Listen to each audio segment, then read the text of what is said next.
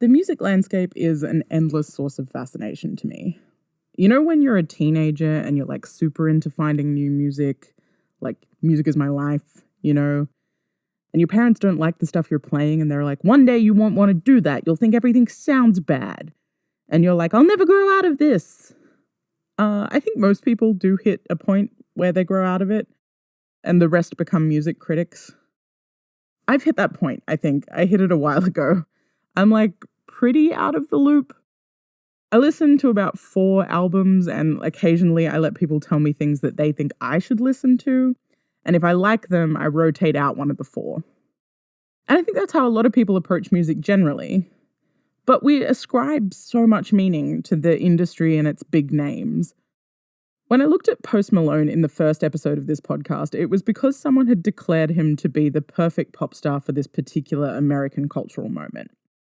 Now, I said I didn't think that this was the case, and I don't, but that leaves an open-ended question as to who might be the ideal embodiment of the American image via the medium of pop stardom.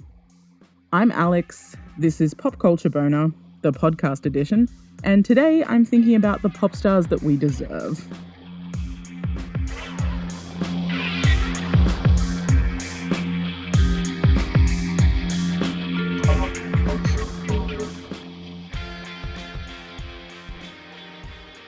Before I kick off, I want to say I'm obviously not American, but Australia has already indisputably produced a pop icon that fairly singularly represents us as a nation. I'm obviously referring to Kylie Minogue, the singing budgie.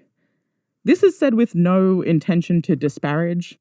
Kylie has produced many of the bangers that really define my childhood, but I want you to name a more Australian career trajectory than getting your start on Neighbours and then producing most of your finest work from the safety of the European club scene. And that's not even touching on her recent tone-deaf ad to attract British tourism, which managed to be both so poorly timed it was released while half the country was on fire, and so snivelling in its appeal to colonisers that it really hit all of the notes of casual racism that you'd really expect from this great nation. What I'm saying is there's not even an argument to be made as to who our defining pop star is. She's right there. Plus, no one is deluded enough to believe that Australian pop music is the centre of any scene, whereas the US spent most of the post-war period demanding that the world accepts its cultural output as the blueprint. Which is why I'm obviously going to be making the next 15 or so minutes of this podcast about the perfect pop star for this American cultural moment. I want to be clear, when I talk about the perfect American pop star, I don't mean people you like, or even people you think are making particularly good music. I'm talking about the pop star that embodies America in its current state. Not the pop star the US wants, but the pop star it deserves right now. Spoilers, it's not Beyoncé. You don't deserve Beyoncé, neither do I. I'm going to spoil the ending early. I think it's Lana Del Rey. I can't think of another pop star whose image is so heavily stylized and who draws so fully from the oft mythologized golden years of America that even their attempts to lovingly pull those hazy memories more sharply into focus only serves to deepen their grim reflection of the present. So let's get into it. Lana Del Rey's real name is Elizabeth Grant. She did actually release her first album under the name Lizzie Grant, but as with many attempts at pop stardom, especially those undertaken in your own very boring birth name, it very quickly sunk into obscurity. It was eventually meticulously scrubbed from the internet to make way for Grant's new character, Lana Del Rey, a doe-eyed, big-haired, tragic femme type. This persona latched firmly onto the 1950s and 60s for its aesthetics. Her image swings between that of glamorous old Hollywood starlet luxuriating in her mansion and a rebellious teen in a white leather jacket and denim cutoffs gunning it down the highway in a Mustang with a tatted-up bad boy.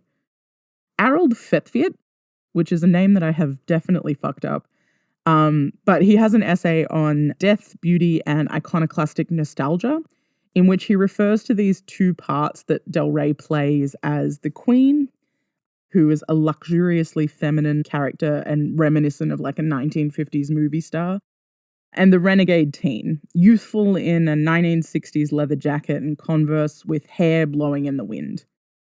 Fetviet notes that these two characters are present in Del Rey's singing voice as well, where she fluctuates between like a kind of confident, sultry voice and a girlish Marilyn Monroe-esque tone.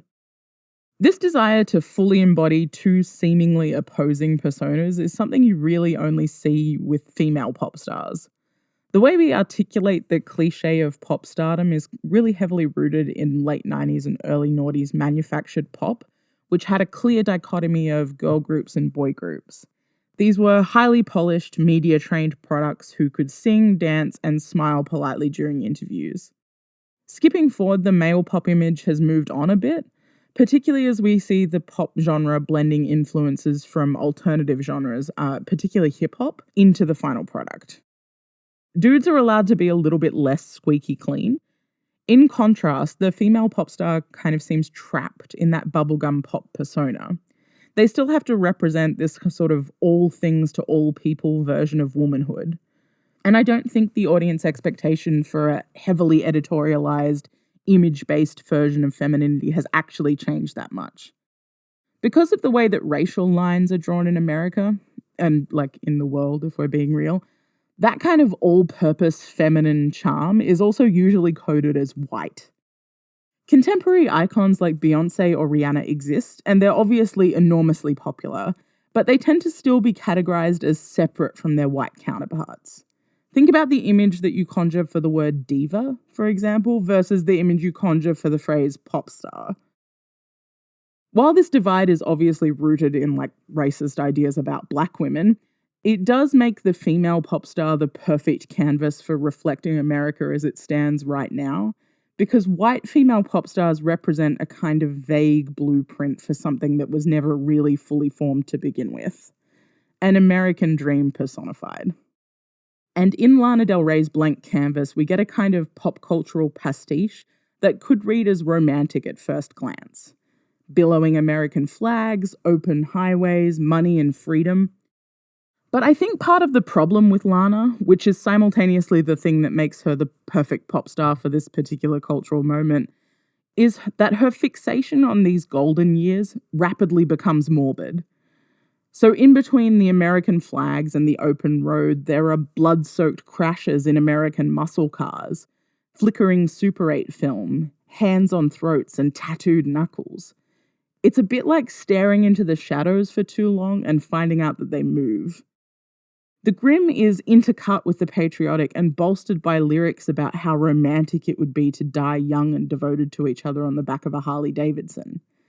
It's simultaneously obsessed with Americana to the point of being macabre, and a deliberately macabre version of Americana. I think the perfect example of this is the video for National Anthem. As a song, National Anthem's catch cry is "Money is the anthem of success," delivered in a kind of Monroe-esque tone. In a very American fashion, it's about money and power, serving partially as a critique for the two and partially as an expression of desire. But the most interesting thing about it is the music video, in which Del Rey plays the roles of both Marilyn Monroe and Jackie Onassis, to a John F. Kennedy played by A$AP Rocky. The video opens with Del Rey performing Marilyn Monroe's infamous 1962 rendition of "Happy Birthday, Mr. President" at Madison Square Garden, to A$AP Rocky as a cigar-smoking president. I hope you all enjoyed that "Happy Birthday, Mr. President." You'll never hear it again. It then cuts to the two recreating scenes from Kennedy's life with Jackie O. There are shots of them reclining on their boat, images of them playing with their children and embracing, intercut with images of Del Rey as Jackie O in the Rose Garden. It paints a picture of domestic bliss and summertime romance. Then it ends with the pair reenacting the Zapruder footage of the Kennedy assassination, complete with Del Rey chasing the remnants of A$AP Rocky's brain across the back of the presidential limousine. What's so interesting to me about this music video are the two things that I think make Del Rey the ideal candidate for perfect American pop star. The first is this nostalgia for the past. The Hollywood glamour of Marilyn Monroe, the regal American old money of Jackie O as First Lady. It's so directed, so laser-focused, that when Del Rey starts to pull on that thread, she suddenly can't stop. And so rather than only invoking glittering dresses and family memories in Hampton's homes, it also dredges up sexual indiscretions, blood, death, and grief. The problem with a mythic, nostalgic past is that it's usually easily debunked. You can take any point in history, name a reason you might long for it, and then just as quickly point to reasons that you don't want to be there. Love that 1960s vibe and revolutionary politics? That's cool. Hope you also like being drafted. Love that 1950s economic boom time? No worries. Hope you also enjoy segregation and the Klan. Well, I mean, the Klan is still about, I guess. I feel like the 1950s maybe had more Klan. Who can say at this point, to be honest? Anyway, my point is, when you start to lovingly reenact these things with any accuracy, you suddenly end up with everything feeling just a little bit wrong. I think it's very indicative of this particular American cultural moment, this sense that everything is slightly off. Everything feels like it's been thrown into complete chaos under the Trump presidency. And it has been. The world's on fire. Portland has roving death squads now. So you start to reminisce, like, this wouldn't be happening if Obama was here. And you try and find the point where it was better. And then this little voice in your head is like, between 2009 and 2015, 116 civilians died in US drone strikes. But the number is probably significantly higher because the Obama administration counted all military-age males in strike zones as combat deaths unless intelligence explicitly exonerated them posthumously. You realize pretty quickly that trying to find a moment where things were somehow right or working is impossible because the foundation was shaky to begin with. And that's just with recent history. Reanimating cultural life from 60 or 70 years ago has this zombie effect where everything might look the same, but it's not quite right. The second thing is that in some ways, National Anthem tries to make corrections to the past. It almost acknowledges its own hyperfocus as somehow making monsters. And so it makes little changes. The most obvious being that JFK is played by A$AP Rocky, who is a black man. It's the 1960s, but Lana as Jackie O and Rocky as JFK are living peacefully with their beautiful children. A black man is the President of the United States 50 years ahead of time, rounding up slightly. Del Rey, as both Jackie O and Marilyn, eliminates all those nasty Playboy adulterer rumors, and so you're left with this idyllic American life, a wholesome nuclear family unit existing beyond the need for the civil rights movement because the civil rights movement apparently achieved all of its goals early. Except that even the tender attempts at envisaging a better America veer quickly off into the macabre when you realize that they're still going to go through with the assassination scene. And this time, rather than having a white head of state being publicly executed, it's a black man in 2012, the year Obama was elected for his second term. Del Rey wrote the treatment for this video, and you realize that she can't keep out of her own way. She's so completely committed to the full scope of Americana that she cannot help but paint it as more pointedly macabre than reality could muster up. Then again, these visions are steeped in a kind of adoration for the violence unfolding because of its connection to grief as a romantic impulse. I think this kind of rings thematically true for a lot of Del Rey's songs and accompanying videos. This inability to keep her own mythical, nostalgic lens from veering into violence has a trick effect on the viewer where they start to associate the violence with love. A dip in the pool will quickly turn dangerous when shots jump between her boyfriend and an alligator cutting through the murky water to embrace a floating Lana. A summer hike turns dark when bright red Kool-Aid spills over Lana's luscious lips. Suddenly, the bearded boyfriend looks less like a gentle hippie and more like a cult leader. The character she plays as part of her pop star identity requires audiences to not only recognize the reference points for her pastiche, but to love them, and on some level associate them with a kind of romantic desire as well.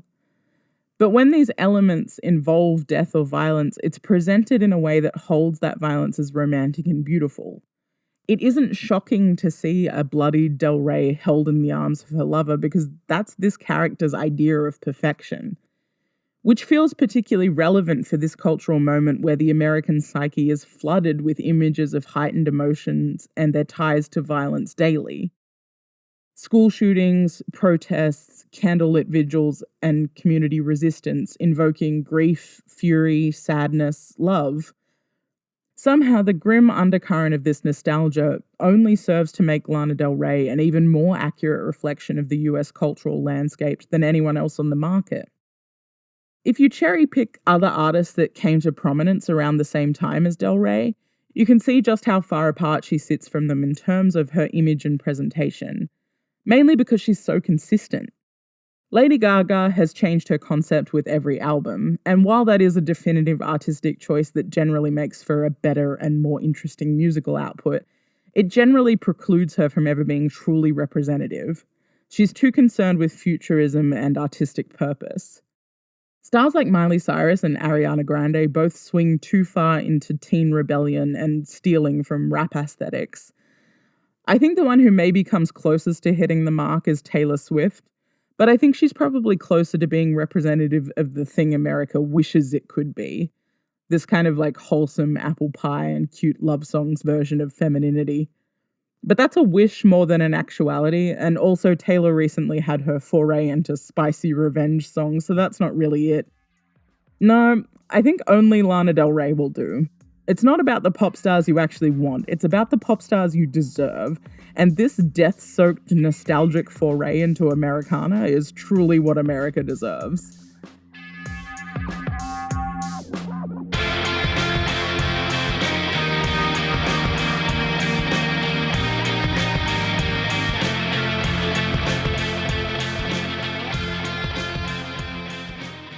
Well, a bit of a shorter episode today. There's only so long you can talk about sexy, sexy death sex before you really start to bum people out. Or turn them on. Both are bad. Anyway, if you have any thoughts on who takes America's pop crown, come tell me about it next time you see me at the pub.